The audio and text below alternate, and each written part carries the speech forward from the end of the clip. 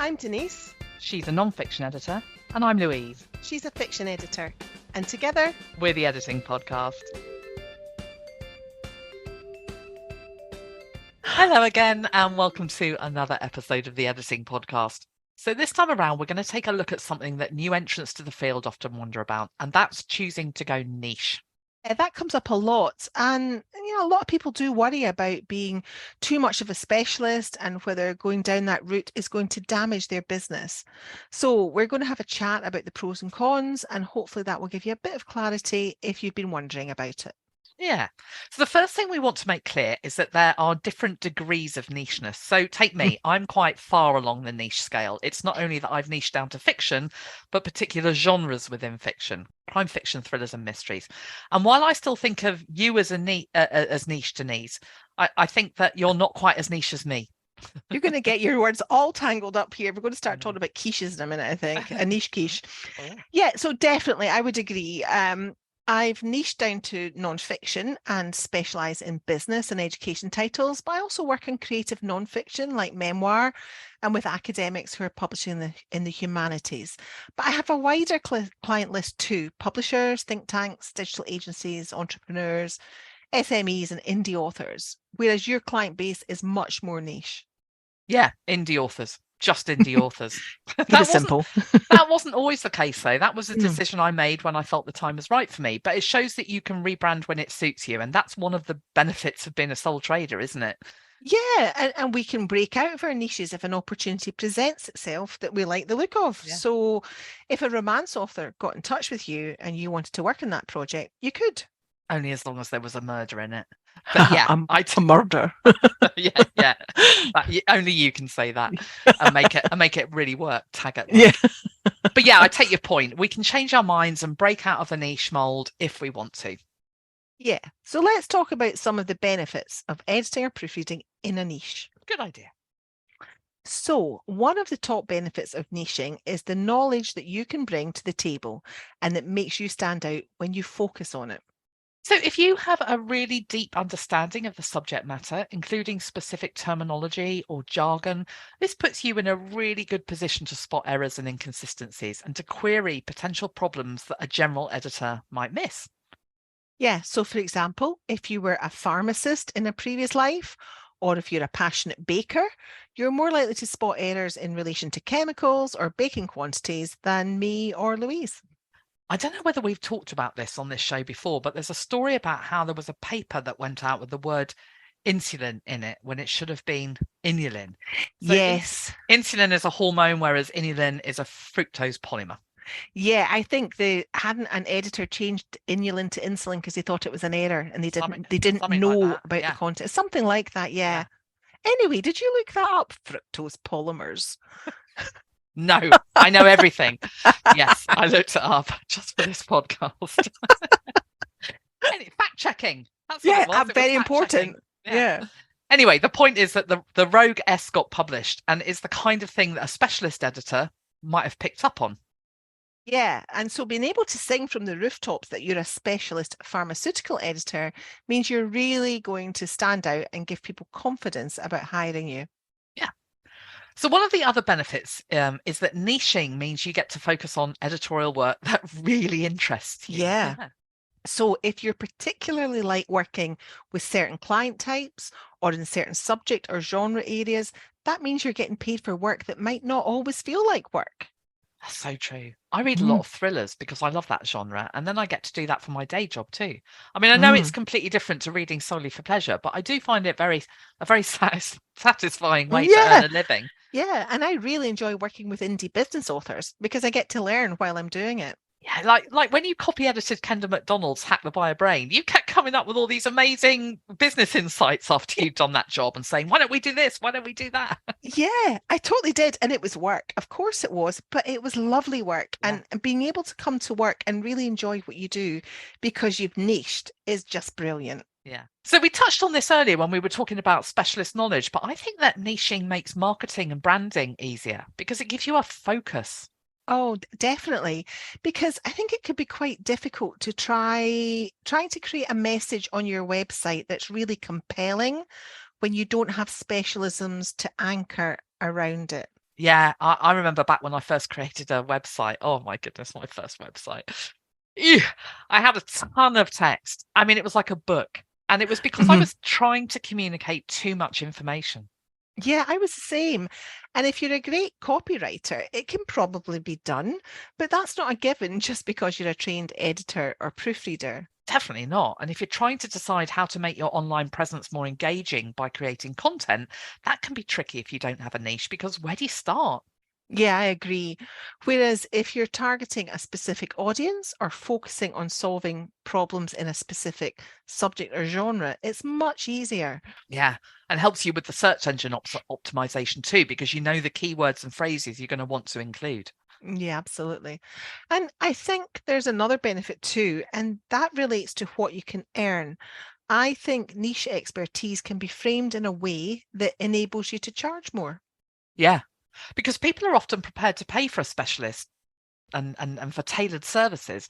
And that Yeah. sort of comes back to the knowledge issue we started with, because there's always going to be a smaller pot of people in a niche.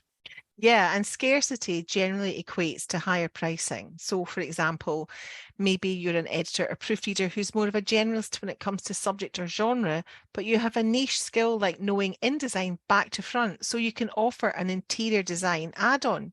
Exactly. That opportunity for offering niche supplementary services is a really good one. So maybe you have graphic design skills that mean you can offer to create marketing packs for authors, or maybe you have great copywriting skills so you can offer a blurb writing niche. Yeah, and that doesn't just make you stand out from the crowd. It also enables you to upsell your services, which increases your income. So, have we sold it to you yet? It wouldn't be fair not to consider the cons because it has to be a balanced decision, doesn't it? Yeah, it does definitely.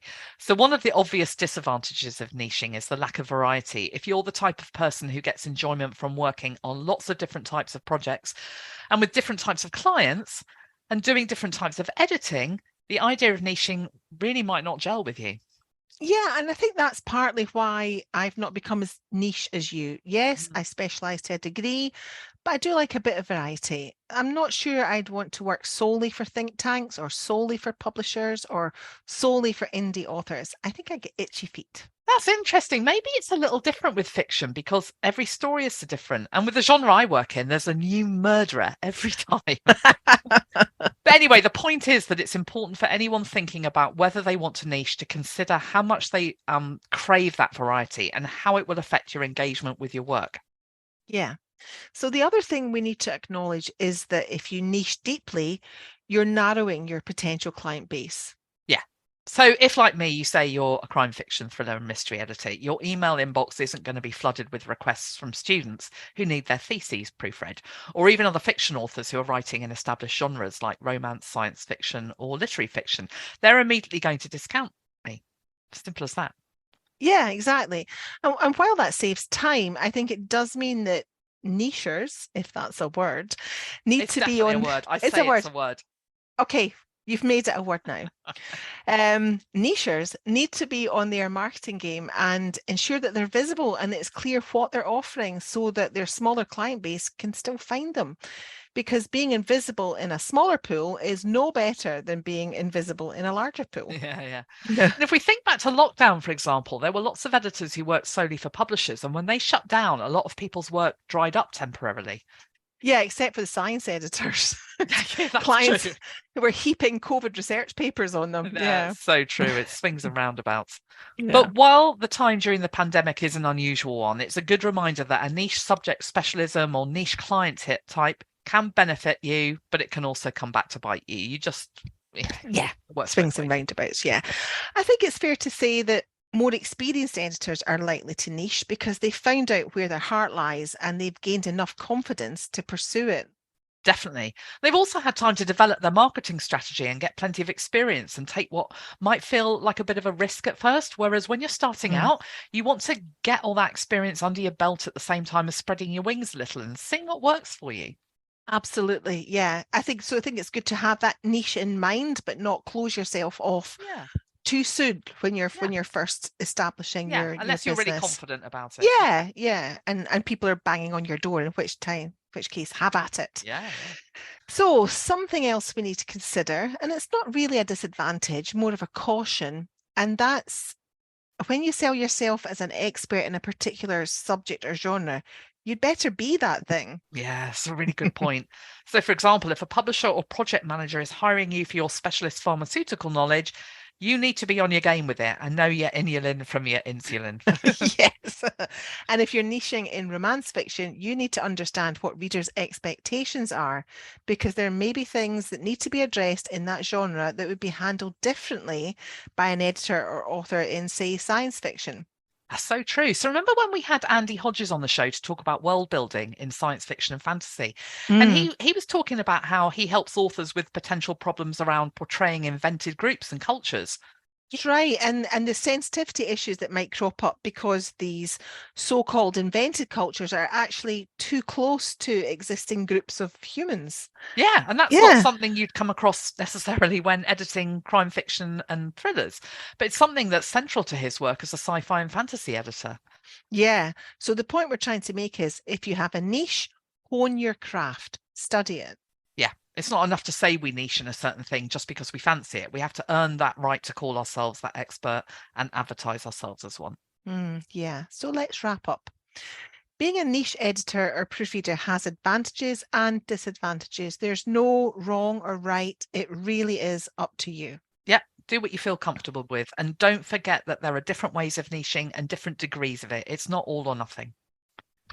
So that's it from us. Thank you once again for listening. If you'd like to help support the Editing Podcast, we've got a couple of options for you. And the first is that you can tip us. Head over to theeditingpodcast.captivate.fm/support and make a one-off donation of your choosing. Or you can join our Patreon community for £3 a month at patreon.com/editing podcast. All our patrons get exclusive access to a huge batch of transcripts. And both the links are in the show notes. In the meantime, she's been Louise. And she's been Denise. We'll see you again soon. Bye. Bye.